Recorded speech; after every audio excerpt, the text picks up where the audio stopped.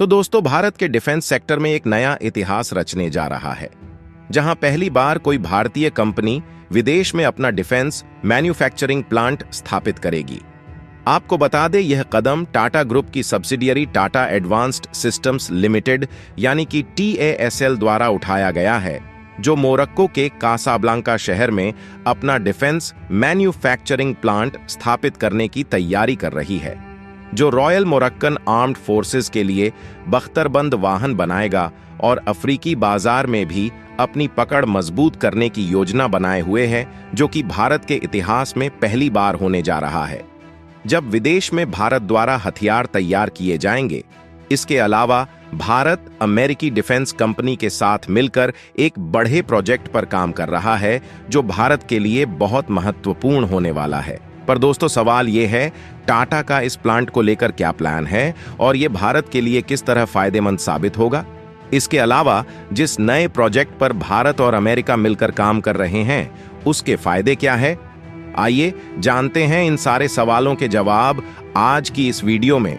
पर आगे बढ़ने से पहले इस वीडियो को एक लाइक करके चैनल को सब्सक्राइब जरूर कर लीजिए, क्योंकि यह आपके लिए 1 सेकंड का काम है, लेकिन इससे हमारी काफी बड़ी मदद होती है। दरअसल भारत एक नया इतिहास रचने जा रहा है, जहां भारत के डिफेंस सेक्टर में पहली बार कोई भारतीय कंपनी विदेश में अपना डिफेंस मैन्युफैक्चरिंग प्लांट स्थापित करेगी। यह प्लांट टाटा ग्रुप की सब्सिडियरी TASL द्वारा लगाया जाएगा, जिसका मेन काम व्हील्ड आर्मर्ड प्लेटफॉर्म यानी कि वैप का प्रोडक्शन करना है, जिसकी खास बात यह है कि ये एम्फिबियस इन्फेंट्री कॉम्बैट व्हीकल सभी प्रकार के इलाकों में संचालन करने में सक्षम होता है। और इसकी प्रारंभिक योजना के अनुसार इस प्लांट में हर साल लगभग 100 लड़ाकू व्हीकल का निर्माण होगा और यह प्लांट अगले 1 साल में पूरी तरह से कार्यशील हो जाएगा, जिसके द्वारा पहले वैप व्हीकल के प्रोडक्शन की उम्मीद 18 महीनों में है। और अगर आपको नहीं पता तो बता दूं, TASL पहले से ही भारतीय सेना को सीमित मात्रा में ऐसे लड़ाकू व्हीकल की आपूर्ति कर रही है, जिनका इस्तेमाल भारत के विभिन्न सीमाई इलाकों में किया जाता है, जिनमें लद्दाख सीमा पर इनकी तैनाती विशेष रूप से की गई है। और अब इस प्लांट के जरिए अफ्रीकी देशों में भी इन व्हीकल का एक्सपोर्ट किया जाएगा। ऐसे में TASL का यह कॉन्ट्रैक्ट कंपनी के लिए काफी महत्वपूर्ण है। इससे न केवल मोरक्को की डिफेंस इंडस्ट्री को विकसित करने में मदद मिलेगी, बल्कि यह अफ्रीका के दूसरे देशों में भी डिफेंस सिस्टम्स के लिए एक लॉन्च पैड के रूप में काम करेगा। गौर करने वाली बात यह है कि इस अनुबंध को defence research and development organisation यानी कि DRDO के सहयोग से तैयार किया गया है और अफ्रीका के रेगिस्तानी इलाकों में इसके कई सफल परीक्षण भी किए जा चुके हैं। और देखा जाए तो यह पहला मौका है जब कोई भारतीय कंपनी विदेश में प्रमुख ग्रीन फील्ड डिफेंस यूनिट स्थापित कर रही है। हालांकि भारत ने पहले भी डिफेंस प्रोडक्ट्स का एक्सपोर्ट किया है, लेकिन विदेश में पूर्ण डिफेंस मैन्युफैक्चरिंग लाइन स्थापित करने का यह पहला प्रयास है। बताते चले कि मोरक्को में बनने वाला यह प्लांट अफ्रीका में भी अपनी तरह का पहला बड़ा डिफेंस मैन्युफैक्चरिंग केंद्र होगा, जिसमें लगभग 350 लोगों को रोजगार मिलने की उम्मीद है और जिसमें से कुछ कार्य भारत में भी संपन्न होंगे। दोस्तों, टाटा ग्रुप के इस कदम से न सिर्फ भारतीय डिफेंस इंडस्ट्री को ग्लोबल लेवल पर पहचान मिलेगी, बल्कि यह अफ्रीकी रक्षा बाजार में भी भारतीय कंपनियों के लिए नए अवसरों के द्वार खोलेगा। लेकिन दोस्तों, इसी बीच ईरान और इजराइल के बीच जंग ने भारत को टेंशन में ला दिया है और दोनों देशों के बीच बढ़ रहे तनाव का असर पूरी दुनिया पर दिखने लगा है। जहां एक तरफ कच्चे तेल की कीमत में पिछले 2 दिन में काफी उछाल आई है, जबकि शेयर बाजारों में भारी गिरावट देखने को मिली है। जानकारों का कहना है कि अगर ईरान और इजराइल के बीच युद्ध होता है तो इसका भारत समेत पूरी दुनिया पर व्यापक असर हो सकता है। खासकर भारत के लिए इसके व्यापक मायने हो सकते हैं, जिसमें खाड़ी देशों के साथ व्यापार प्रभावित हो सकता है, पेट्रोल डीजल की कीमत बढ़ सकती है, वहां काम कर रहे भारतीयों की दिक्कतें बढ़ सकती हैं और देश की ग्रोथ पर असर हो सकता है। लेकिन ऐसी क्रिटिकल सिचुएशन में भारत के लिए सबसे बड़ी टेंशन जिस बात की है वो है एनर्जी सिक्योरिटी।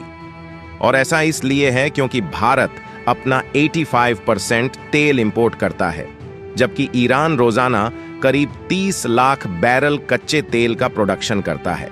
और अगर आपको नहीं पता तो बता दूं, दुनिया की 20% और भारत की 60% ऑयल सप्लाई होर्मुज की खाड़ी से होती है। वहां संघर्ष बढ़ता है तो कच्चे तेल की कीमत 80 बैरल प्रति डॉलर तक पहुंच सकती है। इससे भारत के व्यापार घाटा, चालू खाते का घाटा और राजकोषीय घाटा प्रभावित हो सकता है। और सिर्फ यही नहीं, बल्कि निगेटिव सेंटीमेंट से भारतीय शेयर बाजारों पर असर दिखने लगा है। ईरान इजरायल युद्ध से ग्लोबल जीडीपी और ट्रेड ग्रोथ पर असर हो सकता है, जो भारत के लिए अच्छी बात नहीं है। यहां तक कि जानकारों का कहना है कि अगर ईरान के बंदरगाहों पर हमला होता है तो इसका विश्व व्यापार पर व्यापक असर होगा।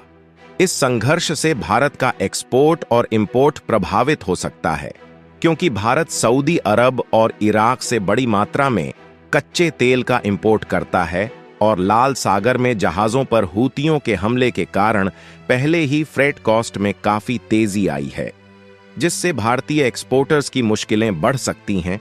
और अगर आपको नहीं पता तो बता दूं, तो भारत के तेल इंपोर्ट में पश्चिम एशिया की हिस्सेदारी 23% है, जबकि ईरान अपने कच्चे तेल का 90% हिस्सा चीन को देता है। और फिलहाल पश्चिमी देशों के प्रतिबंधों के कारण कई देश ईरान से तेल नहीं खरीदते हैं।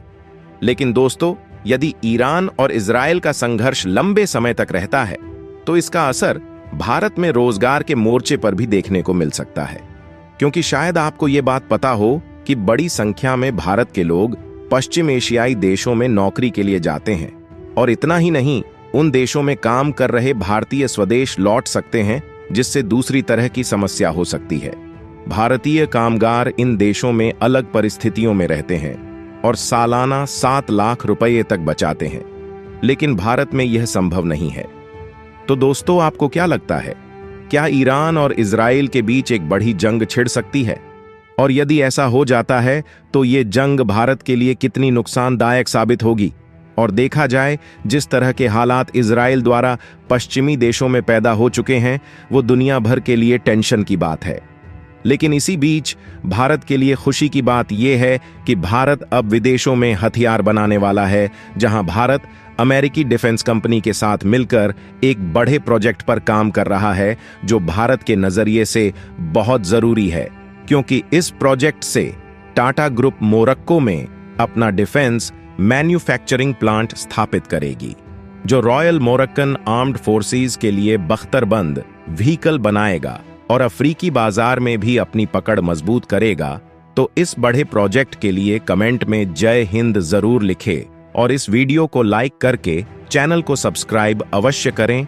जय हिंद।